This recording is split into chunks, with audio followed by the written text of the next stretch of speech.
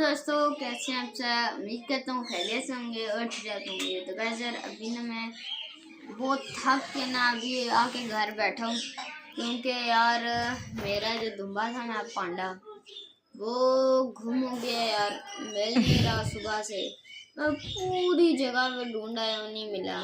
तो मैं का आखिरी उम्मीद आप हैं, आपसे मैं कहता हूँ कि ये मेरा जो पांडा है वो ढूंढने में मेरी हेल्प करें। तो नाम मैं नहीं बताऊंगा, बस जिसने मुझे ढूंढ के दिया मैं नीचे नंबर मेंशन कर दूंगा, वहाँ आपने रब्ता करना है।